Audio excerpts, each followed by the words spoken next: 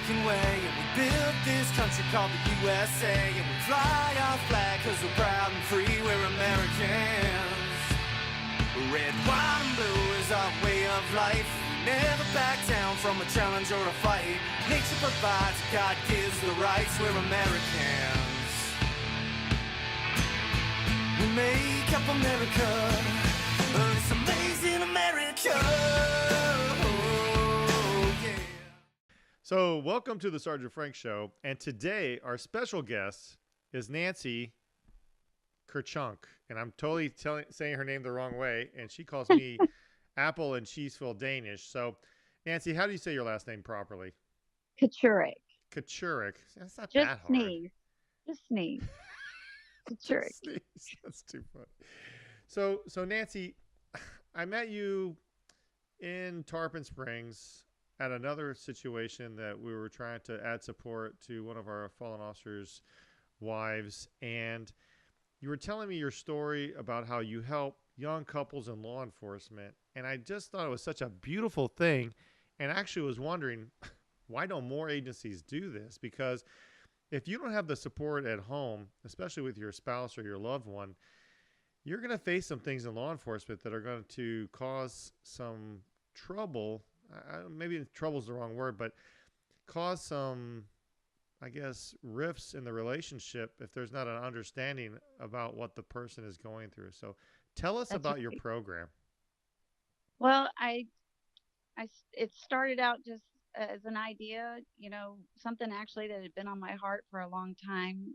My husband is entering his 29th year, and I know retirement's around the corner for him. And I looked at the legacy that he's leaving behind and wondered what I had done myself, and I thought, well, I don't have anything to offer. And I thought, but I do.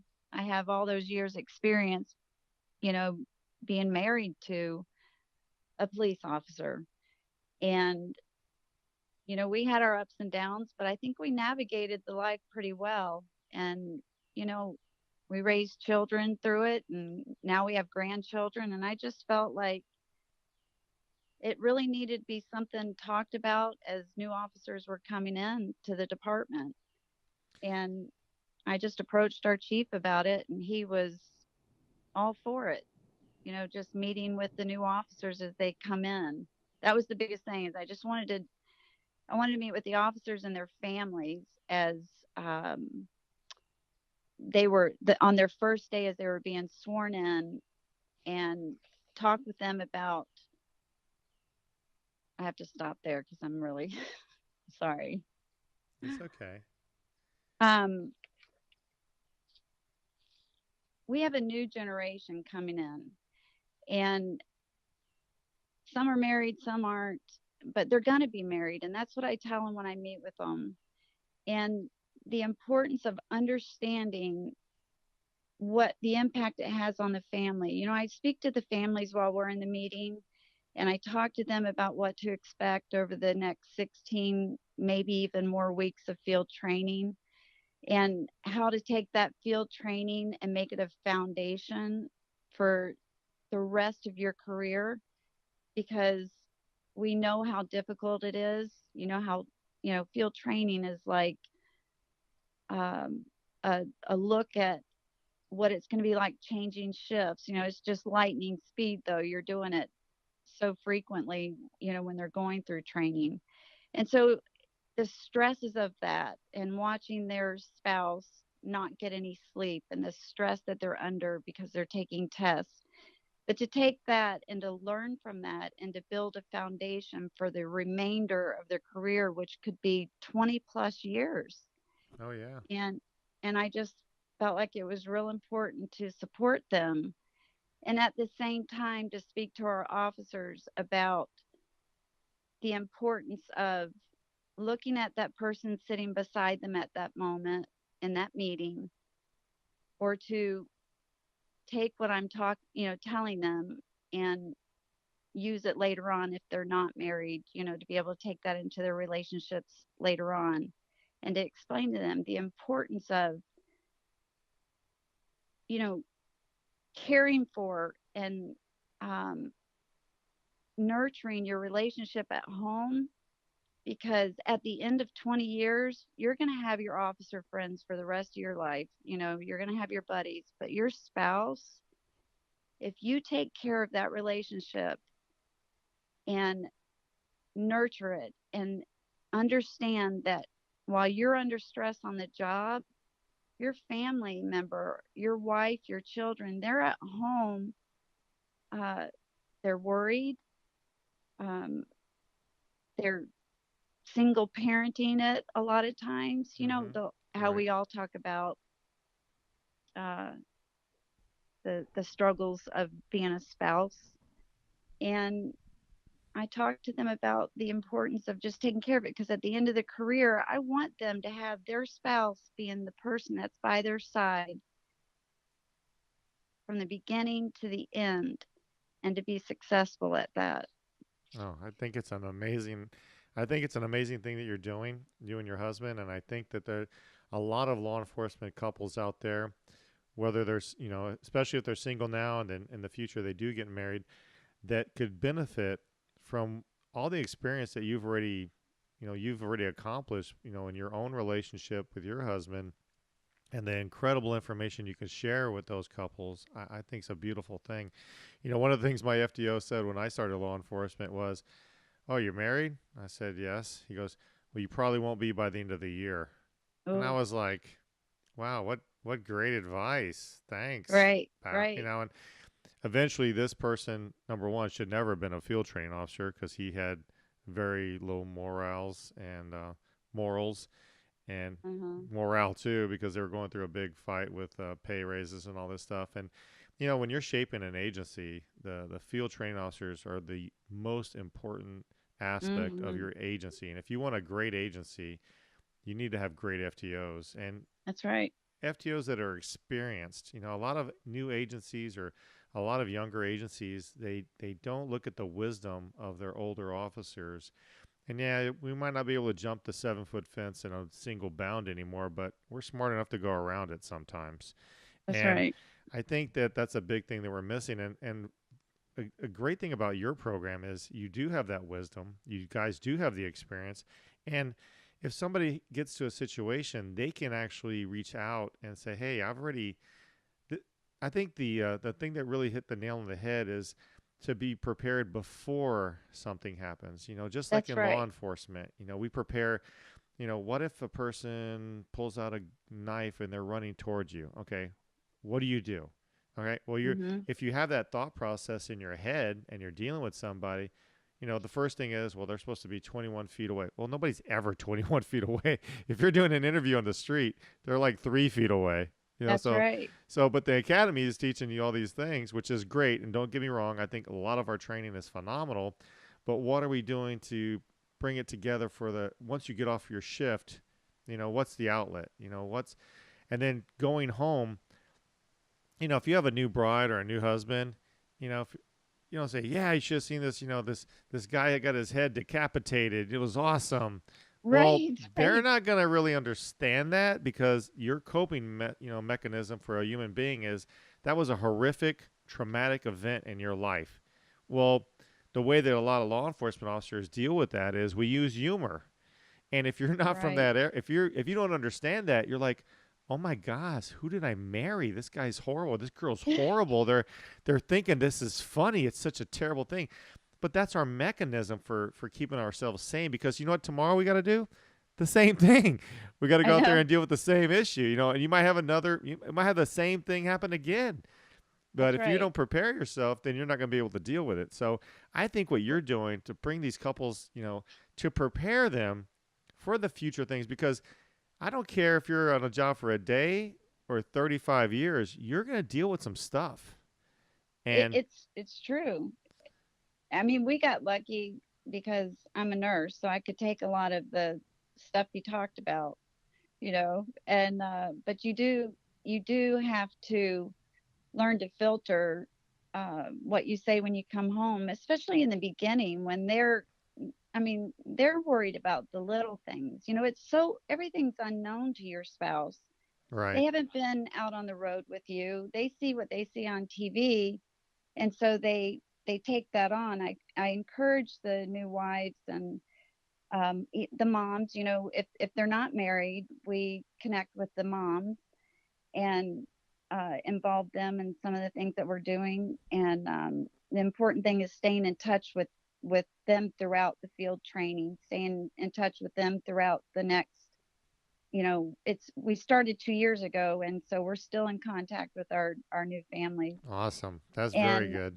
yeah, and to, you know, be that person that's the support for them.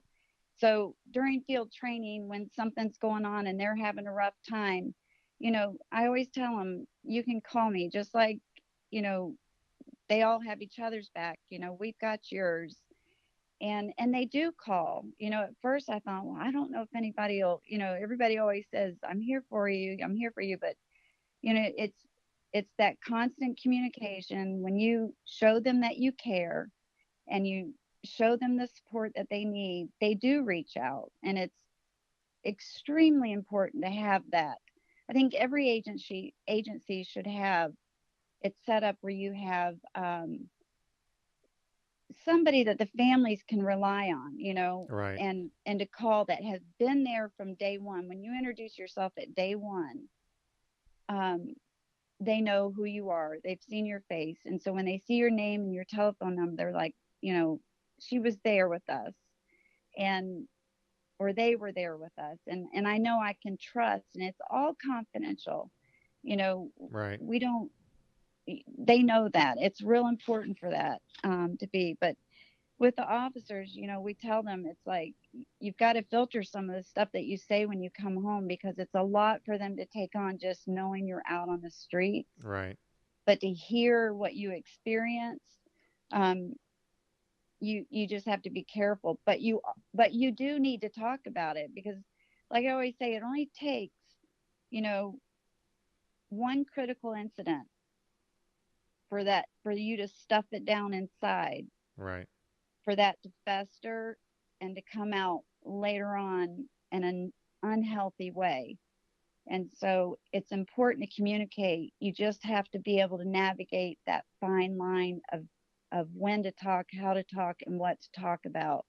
Because there's other resources for officers to go to, just, to talk to somebody about the, you know, some of the things that, the spouses just really in the early years are not ready to hear. Right. Let me ask you, how has this rebuilt the camaraderie between the officers in the department, having the couples come together like this and go through your training or your program, whatever you want to call it? How has that increased, and how has that influenced that situation in your department with camaraderie? Well, you know, I think it's the families getting to know each other. It's the officers are gonna build on that anyways, but to start seeing other faces coming in, to whether it's my face or I have another wife that works with me, Carla. It's her face that they see, and you know, it's it's more of the outside of the agency, and them knowing that their family's taken care of, um, so they can go through field training, so they can study, so they can take that time. If they know that their spouse is cared for, I think that builds a lot of trust, that they trust their agency. Um, they trust that when they're hired, they know that this is right here for them when they're hired. So they're coming in knowing that they've got an agency that not only is going to support them through what they're going through, but they're going to support their families as well. Well, I think that's another important topic that you're talking about there, because a lot of agencies have a very difficult time with retention when you have agencies vying for, different salaries and benefits, take home cars and raises and all these different things. That when you build that family type atmosphere in an agent, nobody, I mean, I spent 24 years at one agency. Hmm. I didn't go anywhere. Came from the military, a very small group, the U.S. Coast Guard, very, very tight, small group. and then from there, joining my agency, I wanted a small agency. I looked around, I looked at the federal agencies, I looked at county agencies, and I just ended up in a small department, which I wanted because I was from that atmosphere. And when you build up camaraderie and you build up a family network, you're going to retain those officers a lot longer than you would in a place where it's very competitive with salaries and everything else. And I know there's agencies out there that they're the lowest paid in the state, yet they stay at that agency because of the family, because of what they learned in the academy, and the tight bonds that they made when they went through training. And I think that's a great. I mean, I don't think it's a bad thing. Mm-mm. And if you do go to another agency, I'm not saying there's anything wrong with that, but make sure you go for the right reasons. And keeping that family together is something that we're losing in law enforcement. And what I've seen Right. over the last 24 years, we've kind of, with the shift work and the different hours and the incredible pressure from the people on the street, the media, the administrators, the command staffs, that we have working for us these days. I think there's a lot of issues that could be handled in better ways. And like you said, you got to be able to trust the people that they're leading your organization. And that starts at the officer level to sergeants, lieutenants, and on up. Because if you don't have that trust, and then when you get home, you got to have that trust. If you have a problem that you need to deal with and you can't tell your spouse, it's going to create a way bigger problem in your life. That's right. I mean, like I said, it's important for the officer to know that their loved ones, like I said, it whether it's your parents or your spouse, it's important for them to know that they're being cared for. Even our chief said, uh, that it's a great resource to be able to provide, his officers, but it's a great way to attract ones too, just like you were Right. saying before. Um, and besides even just supporting, we're a resource for people. We've got officers that move here from out of state Mm-hmm. and that are coming, may have been vacationed here and retiring and they want to move here, or they're, wanting to get away from the north and they're coming down after being an officer up there for 5 years Right. and they don't know anybody. Right. And then you have family. They, Then you have babysitting issues and everything else right. They have because no family, nothing. So anywhere from recommending pediatricians to cleaning companies to, you right. name it, we're there for them. And, you know, doctors, we had one recently that needed to find a dentist that was new to the area and they weren't taking any new patients. And it's like, wait, I can make that phone call for you. Let me call. We all are under the same insurance plan, and just being able to make that call for somebody that's not from this area that are easily turned down, Right. uh, and to be able to do that, or to be an emergency resource for their children because nobody's here. Their family's not here if something happens and they need their children picked up. So I for can't them tell to, you. Yeah, I can't tell you how many times that I would show up to a school to pick up some officer's, kid if they couldn't make it there right, because they had a late arrest or something. And, you know, what's kind of cool is that what a great thing that, and the school was like, well, this is cool. They were happy because it's not just. I mean, you walk in with a uniform on, you obviously you have to call the school and get permission, and they say, okay, well, there's this guy coming. This is his off. This is his name and everything else. And they still check your ID and everything. And I right, and I think that what a great feature to have that, and that's what the whole family of the Blue family is supposed to be. And I think with right. your program, it's something that we can bring back Well, that we need to do. we do talk about the Blue family, and it's the most amazing family to be a part of. I mean, what we're doing with just reaching out because of the hurricane. Uh, but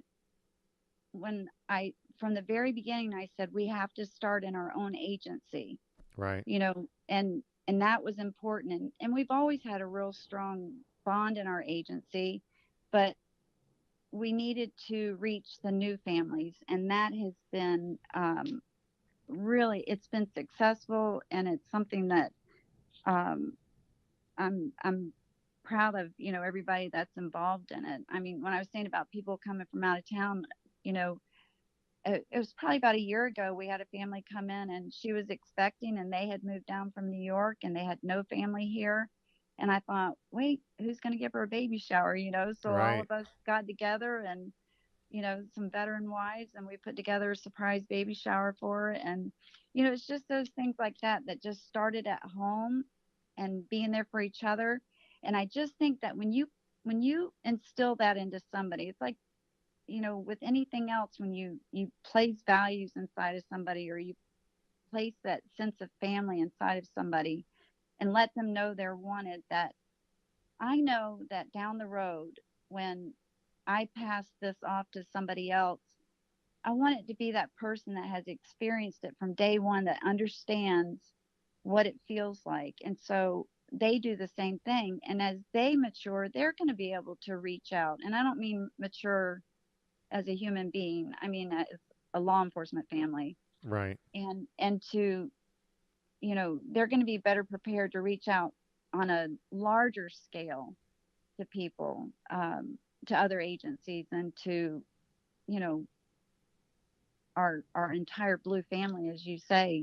It's amazing, uh, how wonderful it is to be a part of it. I'm just extremely proud of uh, my local family here, our agency, and those that I'm able to work with to work on a bigger scale outside of our agency.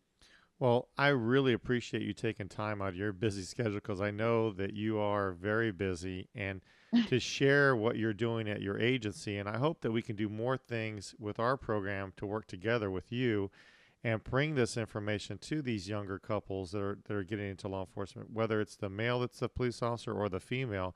Yes. It's equally as important. And there's a lot more ladies and women coming into law enforcement that their spouse, their husband may not be in law enforcement these days. Right. And it's the same situation for that male, because if you send your wife off to work and she's working with a bunch of guys, that causes a little bit of trouble there as well. And Yeah. and they need to understand, it's just the job. I can't say it's just a job. It really isn't. It's a calling. It's in your DNA. And Right. even after you retire, I can tell you, if you ever sit with me in a restaurant, I still use the same tactics I did when I was in uniform, because It never leaves. you just can't just. And if you ever see me walking across, a parking lot, they're like, why does he walk like that? It's just the way you've been trained since. I mean, my training started in ROTC, and that's the way I walk. I've been trained to walk forever. And it's part of our confidence. It's part of our officer presence when we go into a situation. Because It if you is. walk in there with your shoulders back and your chest up, and I used to teach the Explorer program the same way. I was like, listen, if you're walking through a dark parking lot at night and you walk like this, somebody that's looking to attack you is going to be like, that person looks like they're prepared for something and anything. Let me That's go. right. Let me go find that person who's texting, or their shoulders are slouched forward and everything else. The one thing I do want to talk to you about, which is very important, especially today with so many of the issues that we're dealing with in law enforcement, is when a tragedy happens in an Hmm. agency. Tell me how your program wraps its arms around the people that are affected. Well, you know, as far as our agency goes, we prepare them. Well, we don't prepare them. We talk to them. A lot of people, they they don't want to touch on those sensitive subjects of the what ifs, Mm-hmm. but we all are at home. Uh, if you're a spouse, you have played that through your head, the knock on the door.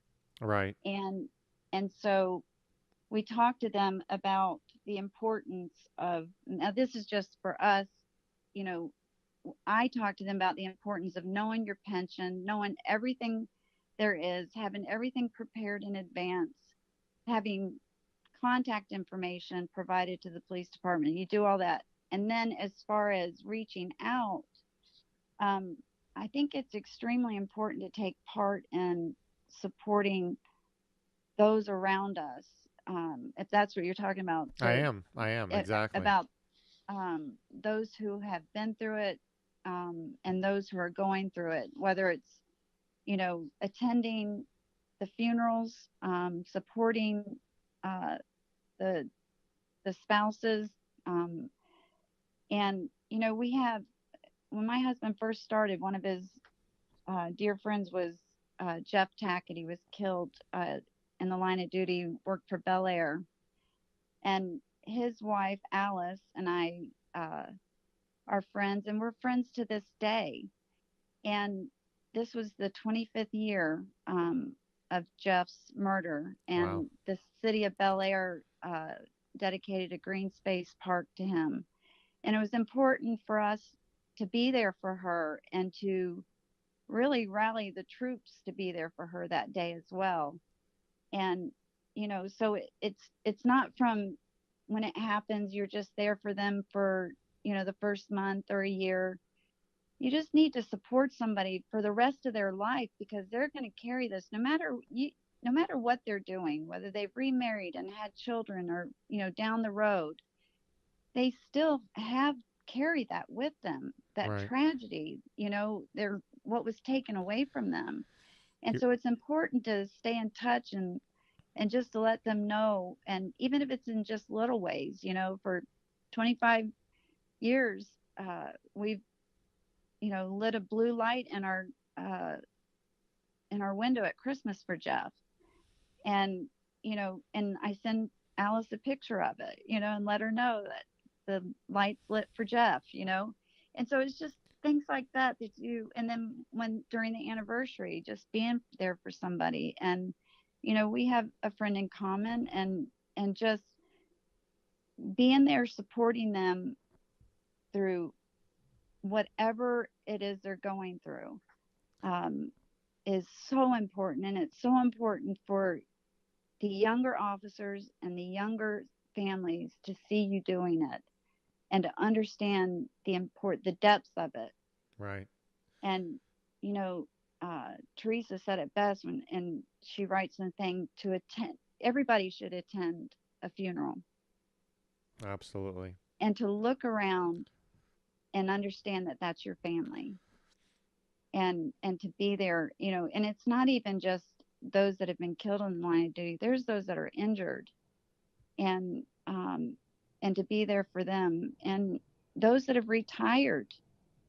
It's important to stay in touch when they have tragedies or illnesses, um, and when you have things that happen inside your department.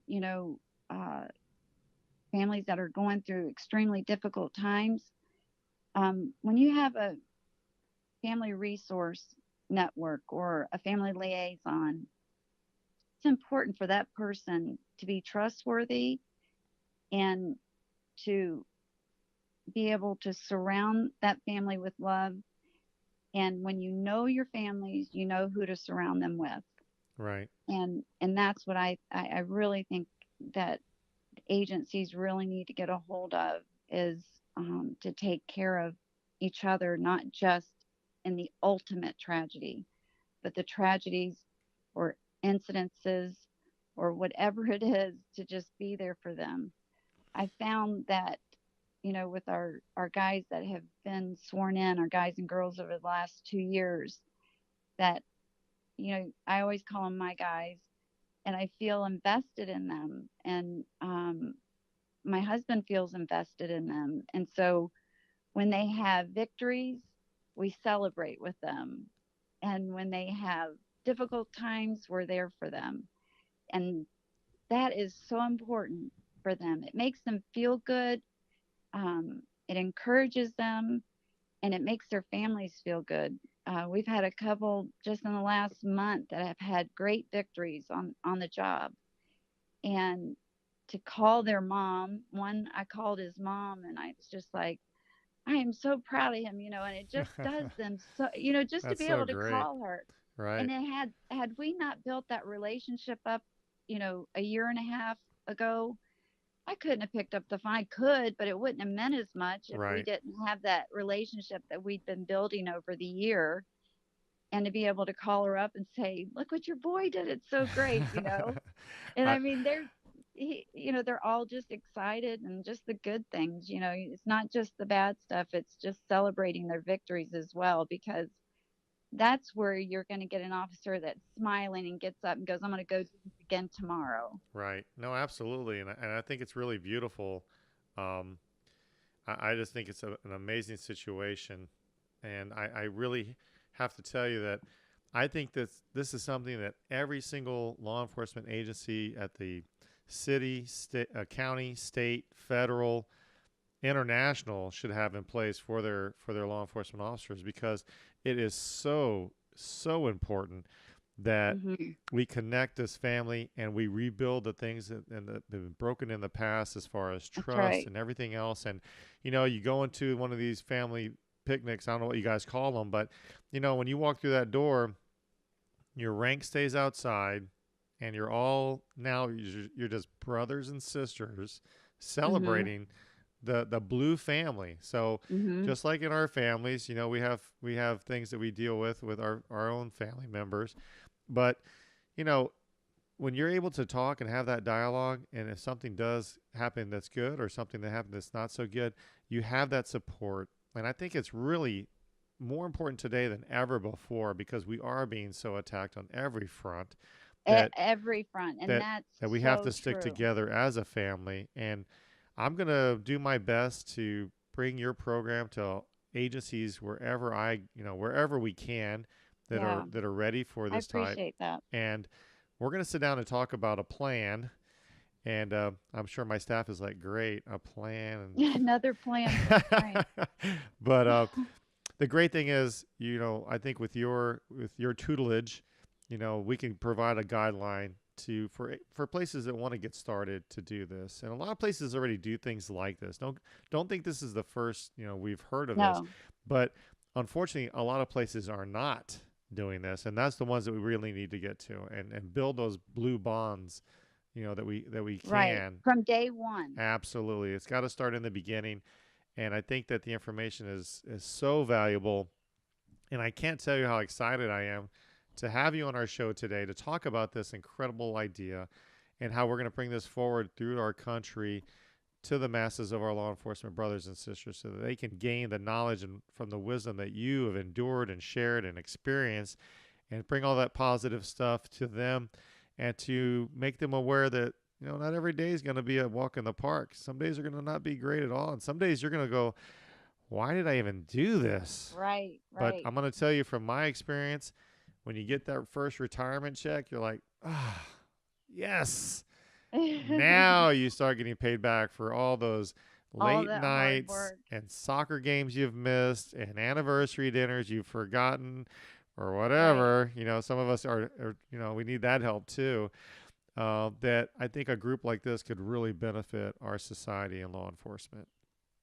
Well, I appreciate it. I think it's important as well. I just, I, like there's a new generation, we're the old people now, and we've got, new families, new kids coming on board. And if we don't leave them with a sense of family, and, leave that legacy behind them, we've failed them. Well, I can tell And you that you're leaving a legacy of leadership, and I really admire the work that you and your husband have done. And I know this is not a paid gig for you, and you do this out of the love of your heart, yeah, for our society and law enforcement. I just, from Sergeant Frank, I salute you in your endeavors, and I look forward to working with you in the future to help our young men and women, stay on track and face the challenges of the future in law enforcement. thank you. Well, thank you so much again. And it's people like you that put the United back in the United. I can't even say it. The that put the United back in the United States. I have to tell you, I got a little emotional during this show. And when I reach out to the kids, and we're talking about casting hope and catching dreams, it's the other side of this that we don't get a chance to talk about that often. So I really, really, really appreciate what you're doing, and I really do look forward to doing more of this work in the future with you. I do too. I appreciate you, and I appreciate you getting this out there, and I appreciate what your organization is doing as well. So we're going to put your information. We're going to create a way that they can contact you that doesn't doesn't I guess invade your privacy. So if you come to our website, so our website is called myaacusa.org, and they can also contact me directly. All my information is on my website or on our Facebook page, which is Adopt a Cop USA official site. And this will actually be aired on our YouTube channel, and you'll be able to share that information with your friends. And please, listen to this, but also share it with other people that are in law enforcement so that they can take this to their agencies and they can get their chapter started, because this is really important work that has to continue on from this day forward. Absolutely. Nancy, thank you so much. I know I've kind of put you on the spot and said, hey, let's do this. And you're like, I know, like, what? Right now? Okay. But you're a phenomenal speaker. You got a great radio voice. I know that I've been told I have the face for radio, so I'm pretty excited about that. But we'll be talking to you real soon. And actually, I'm thinking in the future, we might have some of the couples come on to talk about their experiences and why this was so important for them in their lives and how you guided them through some of those difficult times that they had to endure. That would be great. You have a great day. I know you're still packing up for your big trip to help the law enforcement family up in the Panhandle. So we'll talk to you real soon. Again, thank you so much for your time, and we look forward to more shows with Nancy Kachurik. Kachurik. Have a great All day. Right, Getting an update, we have a 10-year-old male lying on the ground with a gunshot wound, unknown exactly where, unable to verify the breathing. Delta 14-1048. Listen, young one, it's not cool to be a thug. There is nothing good about going selling drugs. The money don't mean nothing when you're harming everyone. And you can get killed bringing pain to your mom. Take a legal substance and you can OT. Overdose from nasty chemicals in the streets. Live a happy life, you gotta keep your hands clean. And most importantly, think about your family. I know you're smart to do right and not throw your life away. Drugs and guns bring destruction and terror upon your family.